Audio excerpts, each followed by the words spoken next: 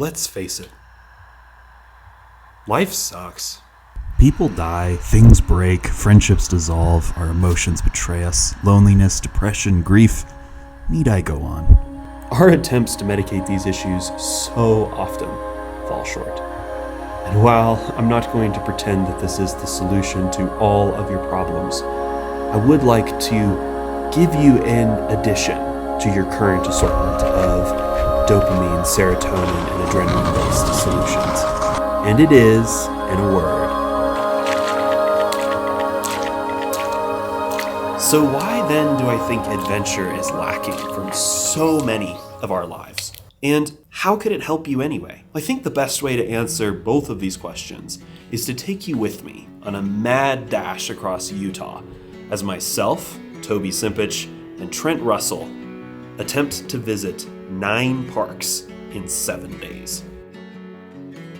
Our 1,750-mile journey begins on a snowy morning in Colorado Springs. I am currently in the process of unburying my car from about 6 inches of snow.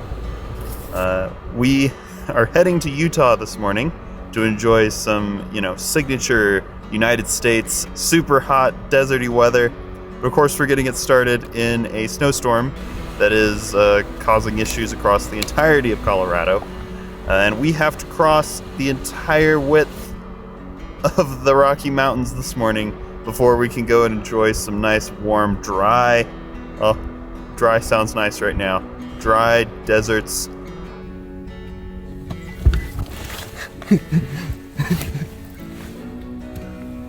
See, I don't, Toby, I'm okay. Ouch. Hurtful. No, I'm just kidding. Totally. All I need you to keep me safe on this drive because if you slip, I go straight through there. Yikes. We're hopefully going to meet Kemper in Arches tonight, and he will be joining us there, but I have to get us alive to the other side of the Colorado Rockies, so that's going to be our first mission.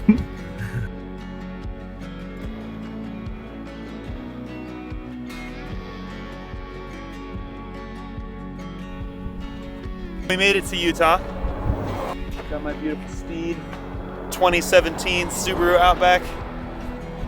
We're gonna be hoping doesn't break. Utah is part of the American Southwest, a collection of 4 states: Utah, Colorado, Arizona, and New Mexico. In today's video, we are going to be focusing primarily on Utah and many of its extreme number of national parks. After getting into Utah, we immediately headed for Moab to fill up our Yeti cooler. So with the Yeti cooler loaded up with fruit, veggies, and hot dogs, we headed out to a trail that we had just found to kill some time before meeting Kemper in Arches. To be honest, this incredible little hike that we launched this trip with is sitting with me in retrospect as one of the most beautiful and maybe impactful parts of the trip. I love going to a place that I've wanted to go to for years, and I've wanted to experience that place, but something about going to something you've never seen or heard of before, you've never seen it on social media, you've never watched it in a film or anything like that. This is like one of the most peaceful places I've ever been in my life.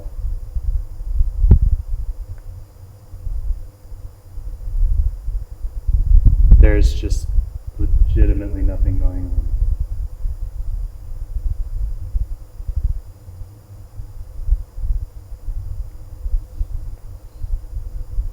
We probably went in the perfect time of year to see so many cactus flowers and these vibrant colors.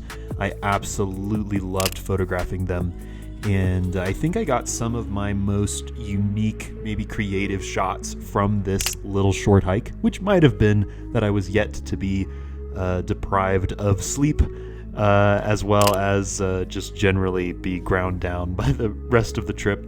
Another thing that this trail does really well is it exemplifies something that is true throughout all of Utah.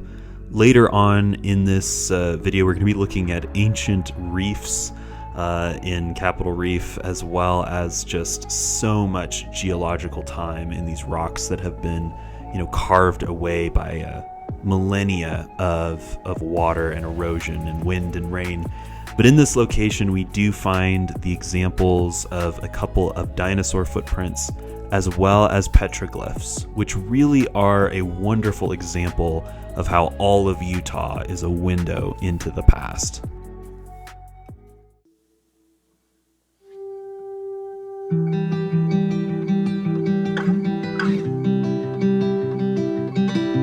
We met Kemper for sunset at Double Arch. Dude, there are so many people here, which I'm really mixed on, because there's a part of me that feels like it's a great thing for people to be out here enjoying the arch and enjoying the outdoors, but it's also just kind of man, they're in my shot. And that's just profoundly frustrating. And there's really nothing I can do about it. So if you go watch that video, you will see probably 500 different people climb up into my shot and mess with my desires. So anyway. But as the sunset continued to deepen, people actually all left, and I was able to head up into the arch alone and experience some of the most colorful moments of sunset all to myself. This really was a powerful moment for me, a moment to just be in one of my favorite spots. This place, Double Arch, is actually featured in the beginning scene of Indiana Jones and the Last Crusade. This was one of those movies growing up that was really inspiring to me. We all kind of want to be Harrison Ford. Indiana Jones. That's just kind of a thing. But I think that it's interesting to point out that stories just in general have a tendency to showcase a lot of adversity, a lot of struggling, a lot of trying to do something that you don't know if you're going to be able to complete, and definitely involves a lot of discomfort as well, which fits beautifully with the dictionary definition of the word adventure, an unusual and exciting, typically hazardous experience or activity. I want you to kind of keep that in mind as we continue through this.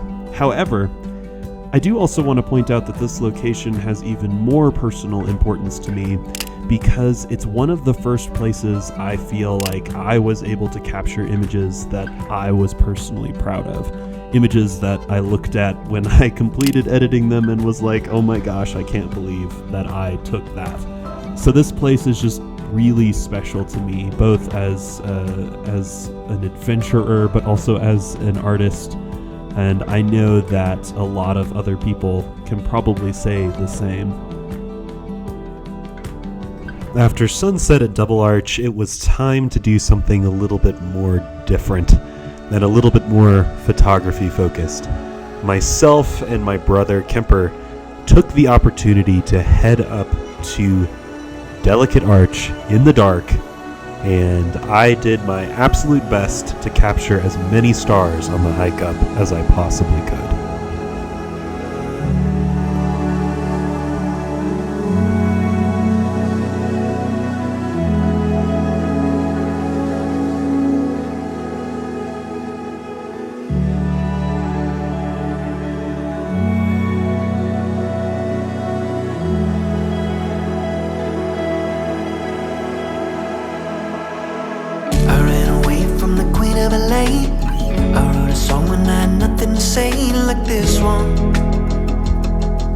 This one.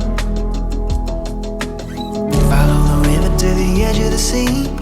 I kissed the water and it made me complete. Like this one. This one.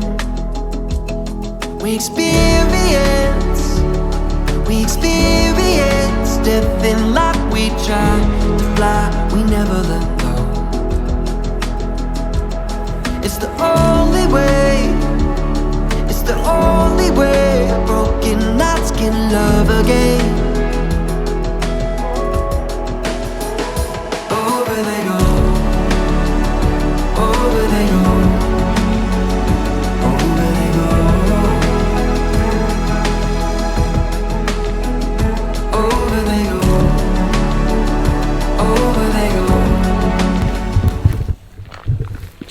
morning, everyone. We just spent the night, or should I say 2.5 hours of sleep, at the Mesa Arch trailhead. I was fast asleep 5 minutes ago, and I'm now hurrying up to Mesa Arch because I am late. And so we come to my first failure of the trip, and that is capturing sunrise at Mesa Arch. This is all I have, this flickery single video clip, poorly composed because I couldn't get the angle I wanted. Anyway, that's just the way it goes, and thankfully, Kemper was there to bail me out in this case. Over they go, over they go, over they go. Hi. Went to Doughbird. They have said it's the best donut they've ever had. That was Kemper. I agreed it was a fantastic donut. However, I like Krispy Kreme. The chocolate cream filled. It's hard to beat for me. I know. It's disappointing. I'm a disappointment to all. That's definitely up there. I really liked it. It's definitely up there. Like, I'd say top 3 for sure. Yeah. It's Doughbird. I love Krispy Kreme. Doughbird. They also do fried chicken, I think.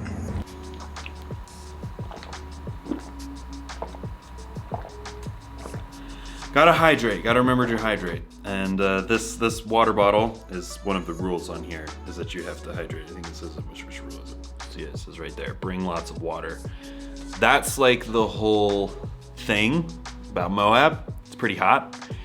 We spend a lot of time hiking in 70, 80, and 90 degree heat. And at this next trail we went to, myself, Trent, Kemper's still in town, just outside of Moab is actually another arch that is not inside the park, and that is Corona Arch. And at the trailhead, they were handing out these water bottles here with hiking and running, the rules you need to know. So I figured, this is a video about taking adventures. This is a video about doing stuff. What's the rules about, hiking and running in the desert? Plan your route, check the weather, and bring lots of water. Park in designated areas to minimize impact. So basically, don't just go parking your car anywhere. I mean, that's pretty self-explanatory, I think. Stay on the trail to protect Moab's fragile desert. This is another really great tip, I think, because Moab and all of Utah, honestly, has a lot of really fragile dirt. And I realize saying that, some of you out there might be like, it's dirt, bro. Like, what do you mean? Like, I get like wildlife, I get plants, but what is this dirt? There's actually a type of soil called cryptobiology. Hey Siri, what's the crypto soil called? Here's an answer from wikimedia.org. English, a cryptobiotic soil is a biological soil crust composed of living cyanobacteria, green algae, brown algae, fungi, lichens, and/or mosses, commonly found in arid regions around the world. The cryptobiotic soil is actually extremely fragile, and just walking on it can ruin the soil for up to a few decades, maybe even up to 100 years. So staying on the trails is actually pretty important. Now, if you talk to any of the rangers or anything like that, they will point out that walking on the rocks is significantly less damaging. So when you're on the sandstone, you don't have to be as careful, but you do not want to trample plant life, wildlife of any kind, of course. You don't want to interfere with it in any way, and then of course the soil as well, because in this kind of harsh environment, it takes a lot of time and a lot of energy for all of these plants and animals and even the cryptobiology in the soil to really operate properly. So stay on the trails, it's a good idea. After Corona Arch, we headed back into Arches National Park itself to watch the sunset.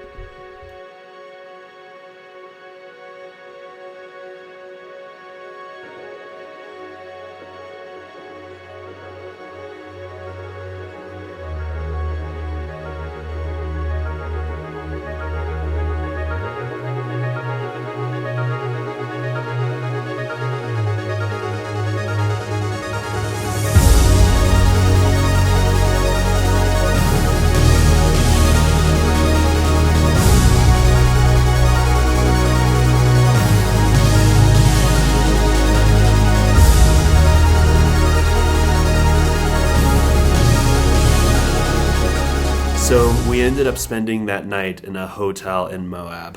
And may I dare say that that was maybe the most fantastic hotel night of the entire trip.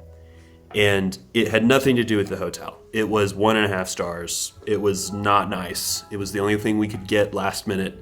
But after spending 2.5 hours in the back of my Subaru Outback the night before, this bed and shower was absolutely incredible and got us all set to, unfortunately, have to part ways with Kemper as he headed east back to the Springs.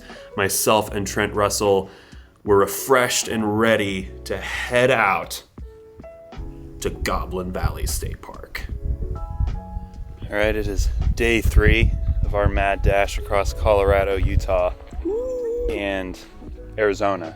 I have been reduced to drinking Reigns on the trail to get my caffeine intake.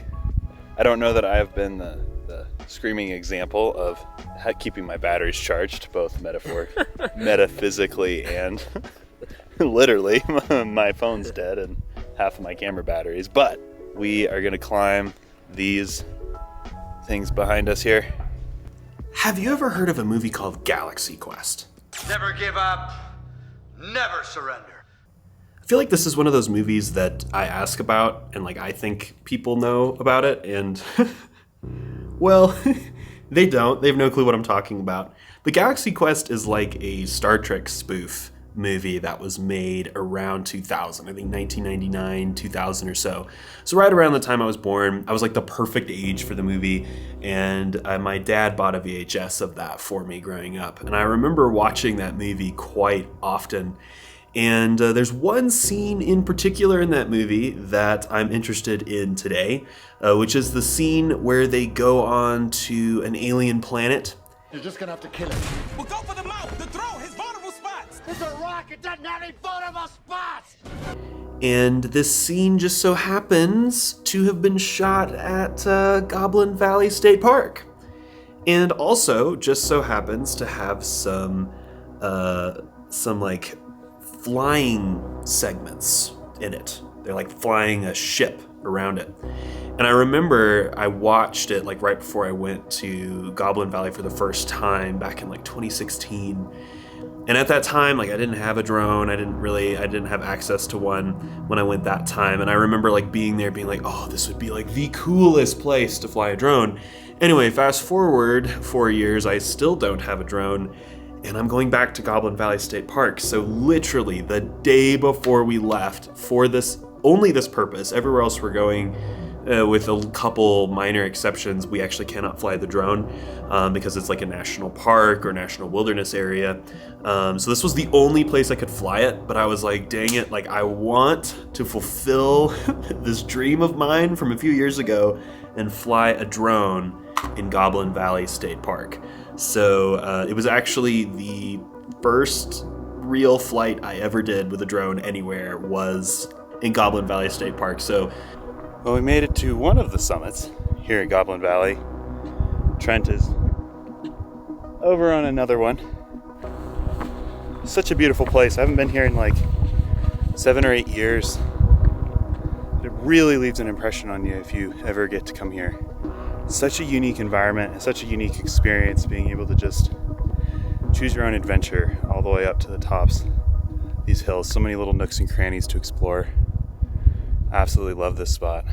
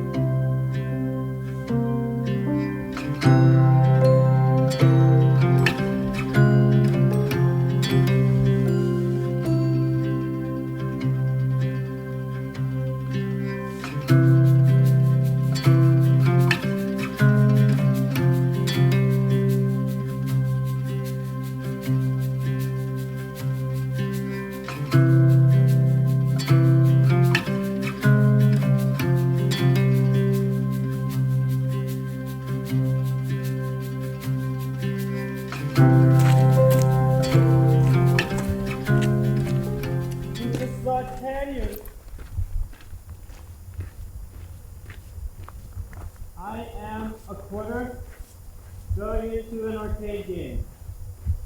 Into the slot machine I go.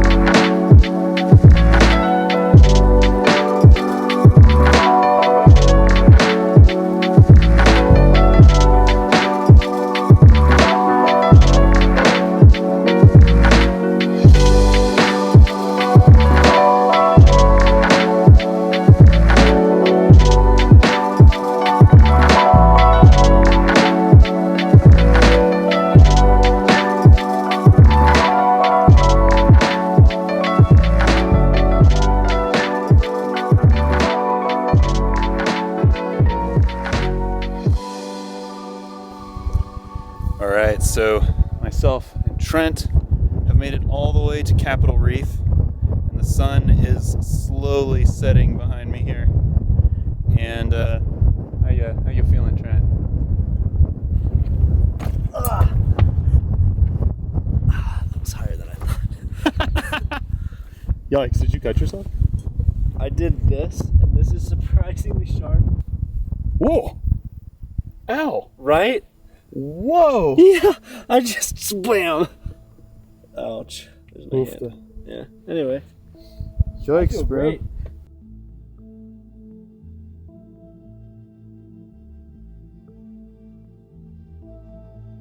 It is day 3 of the trip. I've lost count. What is reality? It's day I don't 4, honestly yeah. know. Honestly, this day was the worst of the entire trip. We did see some super cool stuff like Hipkin Arch and Cassidy Arch, but on the Cassidy Arch hike we turned what should have been a out and back 3-mile hike into an 8-mile hike because we missed the turn and just I don't think we're completely thinking clearly due to lack of food and coffee from that morning. And in the end, we found ourselves driving into Grand Staircase Escalante for a night in the car, very exhausted. Honestly, the night of the 24th was not a very fun or easy night. It was 2 grown men in the back of a Subaru Outback again who had not taken showers and had hiked 12 miles that day. And we were parked in a spot we maybe shouldn't have been parked in, but when you're 2.5 hours from the closest pavement, no one really cares what you are or aren't doing as far as that goes. But the location that we found ourselves in turned out to be maybe one of the, if not the most beautiful place I've ever been. And I'm just really excited to share it with you. Trent a lot and myself. How you doing there, Trent? What's up? Doing good. We are heading down into Hamblin Arch. Jacob Hamblin. No clue who the guy was. Apparently he needed an arch named after him though. We slept in the car last night. We're both maybe a little on the stiff side. Loosening up. We've got some pretty wild views all around us here. I'm thinking that might be the canyon, I'm not sure.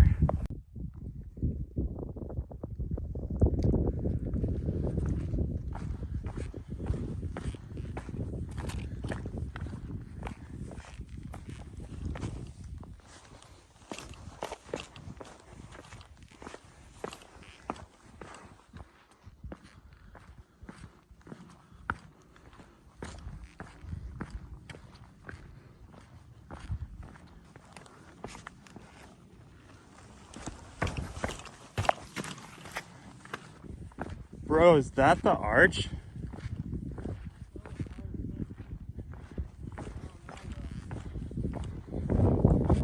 That's huge.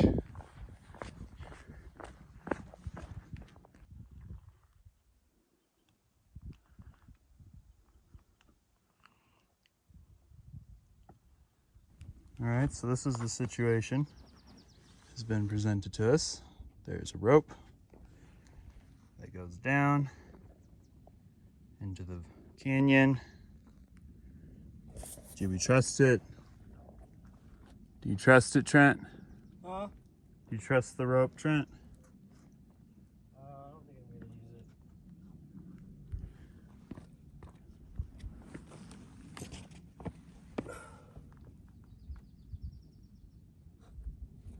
It's an awfully small little nub that it's on.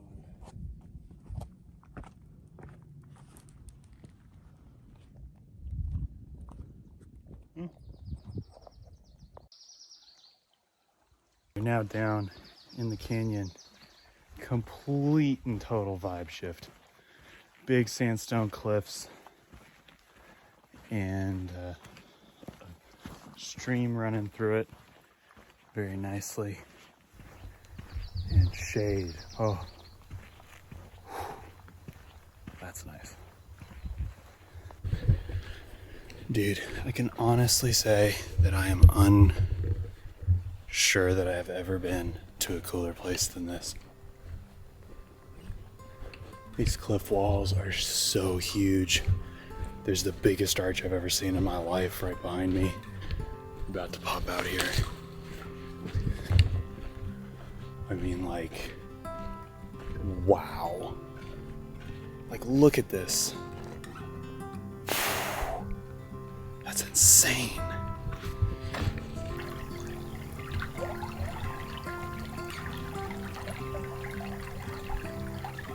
So if you look like straight up above me, I'm like underneath this huge overhang.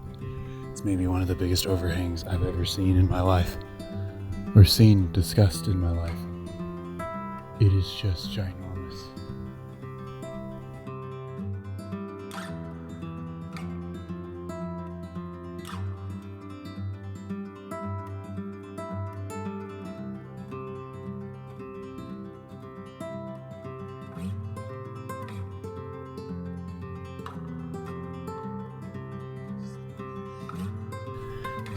Man, I've never been in a place before I felt less capable of capturing than this one. It's like, I think it's just so many different things. It's that dry, arid approach where just like there's no water, there's no life. It's just dry rocks and the sun beating down on you. And then you get down here and it's like this oasis. The sound of the water just trickling down. This vibrant green. I mean, you can see this greenery behind me. It's insane. This arch is one of the biggest arches I've ever seen, just flat out. You know, I don't know how else to say this, but it's like, this is one place you've got to see to believe, kind of. Because it's like, it's the whole experience, and it's so off the beaten path. It's so out of the way. You know, and I think that really is special.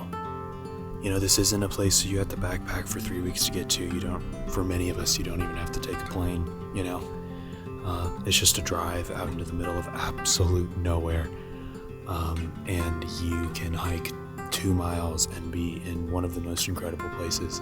I mean, this is absolutely national park level scenery down here, and where I'm sharing it with Trent and 3 other people.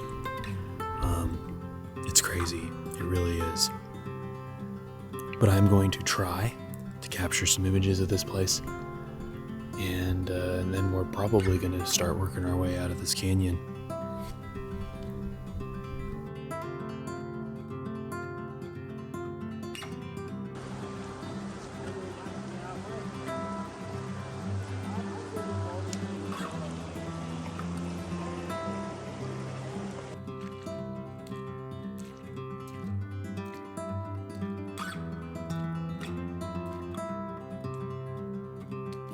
What's the definition of adventure?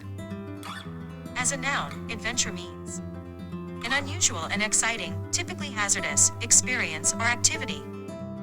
You know, I think when I started this process, I agreed with Siri there. And Now 9 months on, having been kind of working on this project in the back of my mind ever since then, that just hasn't been sitting right with me. So I think I have a different definition of adventure that I wrote down a couple days ago, and I think I'm happier with this one. The act of going on a journey to seek out, protect, or salvage something good, despite whatever obstacles you find in your way. You know, I think that one of the other synonyms in our modern culture for adventure is I'm going out to find myself. And you might notice that I avoided using that term at any point in this video, and that's because I don't think that you should be going out there to find yourself, going out into the wilderness or across the world to find yourself. I think you should be doing it to grow yourself, to have great experiences, make better or just deepen your relationship with friends, to see beautiful things, and don't come back a new person. Come back a grown person, a stronger person for the experiences that you've had. After 2 steps, I lost my balance. And you know, that's when the colors started to change.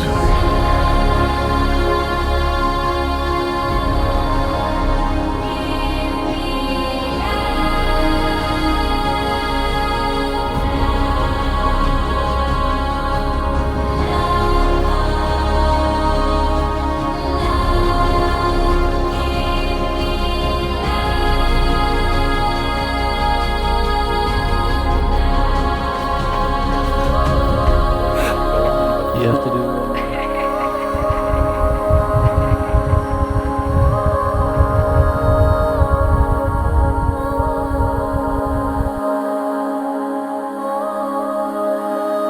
And it was somewhere then I started to feel covered in chaos. So there it is, folks. 9 parks in 7 days. That video was about 9, maybe more like 10 months in the making. Procrastinated with the editing. But thank you so much for watching. If you guys like adventure content or information on cameras or all that kind of stuff, definitely hit subscribe and hit that like button. And we will see you on the next adventure. Wait a second. I think there's one more park. Dang, gotta get back in the edit.